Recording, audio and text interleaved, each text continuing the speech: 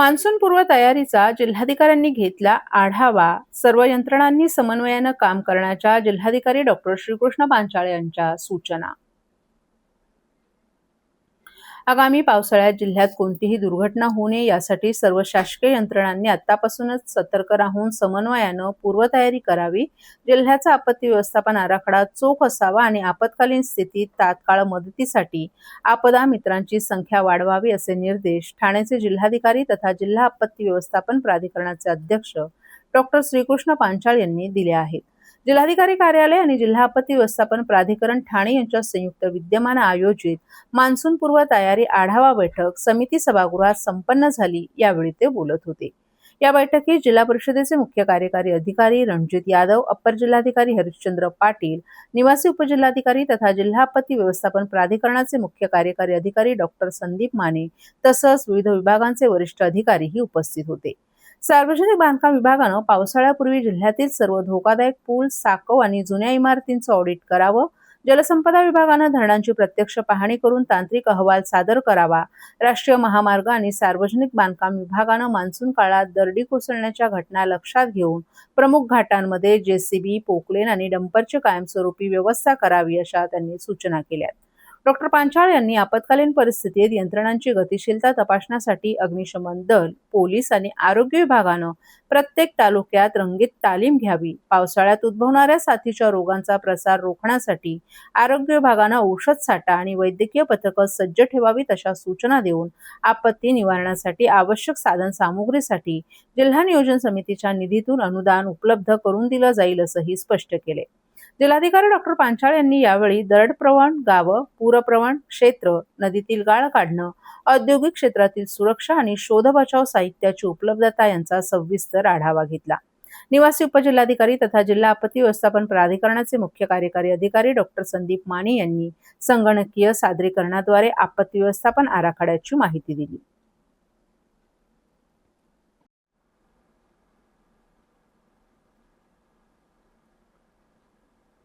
जनसेवकाचा जनसंवाद शतकोत्सव दिमाखात, नागरिकांच्या 70% समस्या सोडवण्यात यश.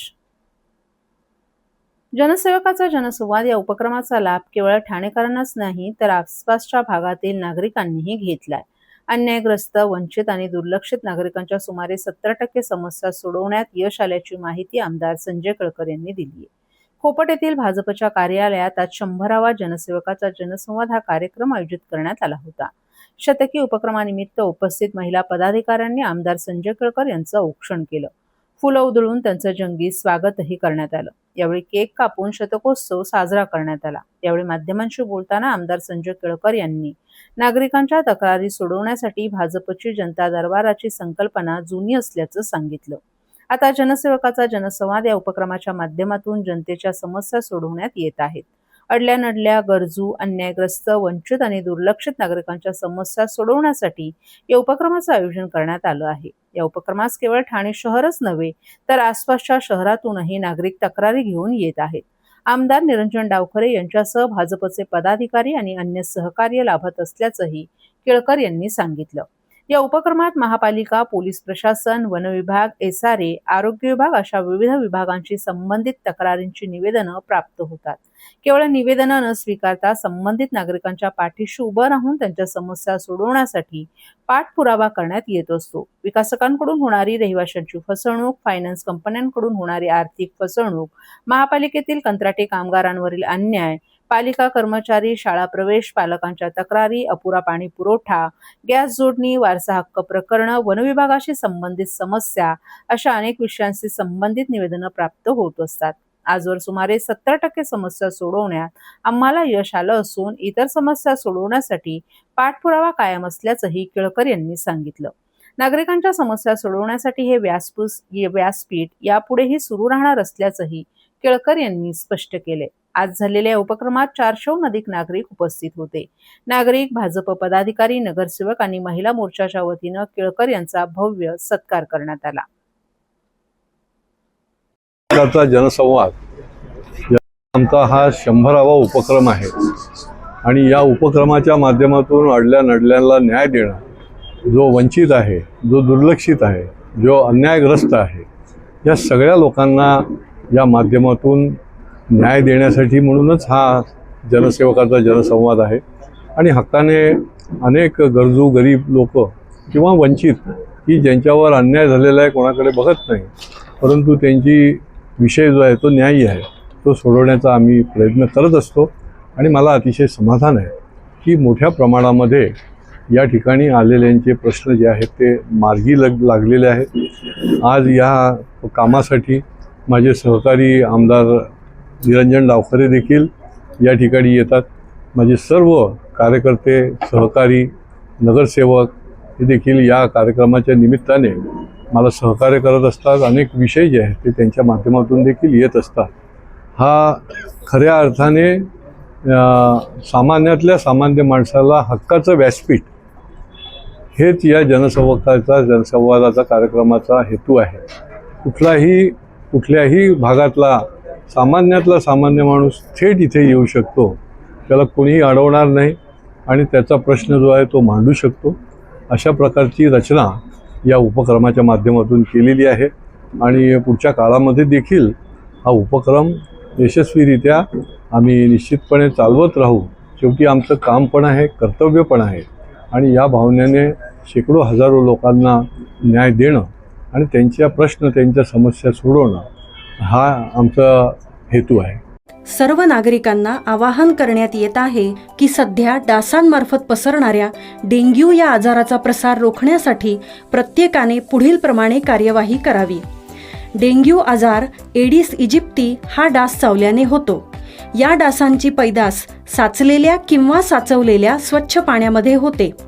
8 दिवसांपेक्षा जास्त दिवस पाणी उघडे व साचून राहिल्यास त्यात डास अंडी घालतात. अंड्यांच्या अळ्या तयार होऊन पुढे डास तयार होतात. यासाठी आपल्या घरातील पाणी साठे, उदाहरणार्थ बॅरल्स, पिंपे, टाक्या, हौद, रांजणे इत्यादी दर आठवड्याला रिकामे करून घासून पुसून कोरडे करून पुन्हा भरावे. 1 दिवस कोरडा दिवस म्हणून पाळावा.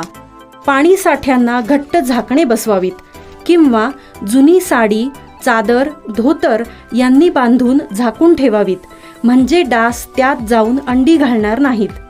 घराच्या गच्चीवर, आजूबाजूला, अंगणात कोठेही पाणी साचू देऊ नये.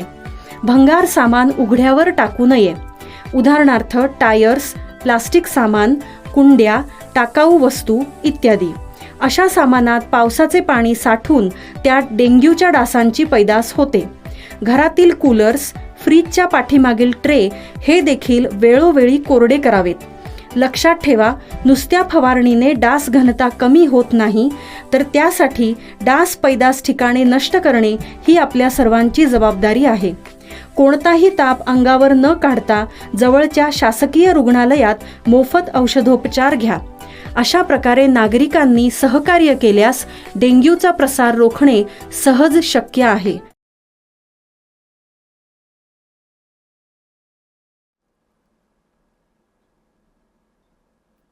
ठाण्यात राष्ट्रवादी काँग्रेस शरद पवार पक्षाच्या गटनेता कार्यालयाचं उद्घाटन.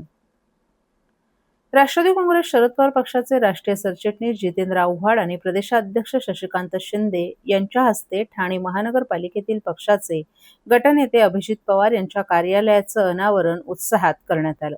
या कार्यक्रमाला जिल्हाध्यक्ष मनोज प्रधान, विरोधी पक्षनेते शानू पठाण, ठाणे शहर महिला अध्यक्षा मनीषा भगत यांच्यासह पक्षाचे नगरसेवक, पदाधिकारी आणि कार्यकर्ते मोठ्या संख्येने उपस्थित होते.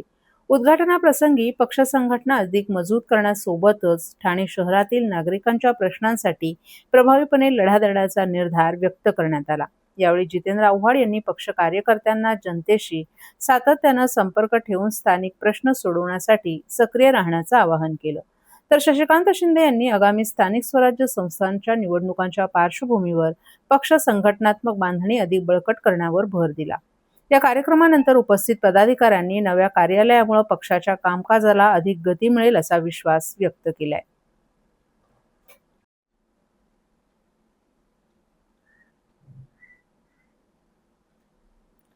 आंबा महोत्सवात 10 दिवसात 2 कोटींची उलाढाल. संस्कार संस्था आणि कोकण विकास प्रतिष्ठान आयोजित 19व्या आंबा महोत्सवात 10 दिवसात तब्बल 2 कोटींची उलाढाल झाल्याची माहिती महोत्सवाचे आयोजक तथा आमदार संजय केळकर यांनी दिली आहे. ठाण्यातील गावदेव मैदान येथे 1 ते 10 मे या कालावधीत आयोजित आंबा महोत्सवाला ठाण्यासह आसपासच्या भागातील नागरिकांचा उत्स्फूर्त प्रतिसाद मिळाला। या महोत्सवात कोकणातील अस्सल हापूस, पायरी, रत्ना, केसर या आंब्यांबरोबरच आंबा फणस पोळी, सरबते, काजू, मालवणी मसाले, लोणचे, पापड, पोहे आदी कोकणातील उत्पादनांचे सुमारे 45 स्टॉल्स लावण्यात आले होते। या महोत्सवाला दररोज शेकडो नागरिक भेट देत खरेदी करत होते। थेट शेतकरी आणि ग्राहक यांची भेट होत असल्यानं ग्राहकांना स्वस्त दरात अस्सल आंबा मिळत होता, तर शेतकऱ्यांचाही व्यवसाय मोठ्या प्रमाणात झाला। खरेदीदारांसाठी लकी कुपन ड्रॉ आयोजित करण्यात आला होता। विजेत्यांना घरपोच आंबे देण्यात येणार आहेत। या महोत्सवात सायली विनेरकर, मुकेश आणि पूजा होल यांचे प्राणी हिलिंग शिबिरही आयोजित करण्यात आलं होतं। त्याचा लाभही शेकडो नागरिकांनी घेतला। शेवटच्या दिवशी आमदार संजय केळकर यांनी या महोत्सवात आंबा शेतकरी आणि स्टॉल धारकांची भेट घेतली। यावेळी शेतकऱ्यांनी झालेल्या विक्रीबाबत समाधान व्यक्त करत केळकर यांचे आभार मानले। यावेळी माध्यमांशी बोलताना केळकर यांनी प्रतिकूल परिस्थितीत कोकणात आंब्यांचे अवघं 15% उत्पादन झाल्याचं सांगितलं। हा आंबा घेऊन आलेल्या शेतकऱ्यांना महोत्सवात उत्तम प्रतिसाद मिळाला असून गेल्या 10 दिवसात सुमारे 35 ते 40 हजार डझन आंबा विकला गेला, तर तब्बल 2 कोटींची उलाढाल झाली अशी माहिती केळकर यांनी दिली। आज शेवटचा दिवस आहे, आपण भेट दिली काय? हा महोत्सव 1 मे पासून सुरू झाला। गेली 18 वर्ष आणि हे 19वं वर्ष आमच्या या महोत्सवाचं आहे। ही एक प्रकारे चळवळ आहे। आता देखील मी प्रत्येक स्टॉलला फिरलो तर आमच्या आंबा उत्पादक शेतकऱ्यांच्या चेहऱ्यावर खूप आनंद आहे, कारण की ठाणेकरांनी, ठाण्याच्या आसपासच्या लोकांनी खूप मोठा प्रतिसाद त्यांना या ठिकाणी दिला आणि जवळजवळ 35 ते 40 हजार डझन आंबा, म्हणजे हा कमी नाही आहे। फार मोठ्या प्रमाणामध्ये आंबा जो आहे तो लोकांनी खरेदी केला। प्रत्येक आंब्याचा जो उत्पादक शेतकरी आहे, स्टॉलधारक आहे, तो अत्यंत समाधानी आहे आणि त्याच्याचबरोबर या ठिकाणी जवळजवळ 2 कोटीची उलाढाल फक्त 10 दिवसात झाली। 10 काही 9 दिवस म्हणा, कारण पहिला दिवस तर संध्याकाळी आपण याचं उद्घाटन करतो आणि त्याच्यामुळे आमची चळवळ जी आहे ती यशस्वी होते आहे याचा आम्हाला आनंद आहे। आंबा उत्पादक शेतकऱ्याला काही ना काही आम्ही पण आमची बांधिलकी आहे ती आम्ही पार पाडतो याचं देखील आम्हाला समाधान आहे आणि पुढच्या काळामध्ये देखील अशाच प्रकारे, म्हणजे या वेळेला तर केवळ 15% उत्पन्न येऊन सुद्धा आंब्याचं, तरी देखील या ठिकाणी शेतकरी कष्टाने या ठिकाणी हा आंबा घेऊन आला आणि त्याला खूप मोठा प्रतिसाद मिळाला। मी तमाम ठाणेकरांचं जे या ठिकाणी आले आणि या चळवळीला ताकद दिली त्यांचं देखील मी खूप आभार मानतो, त्यांना देखील धन्यवाद देतो।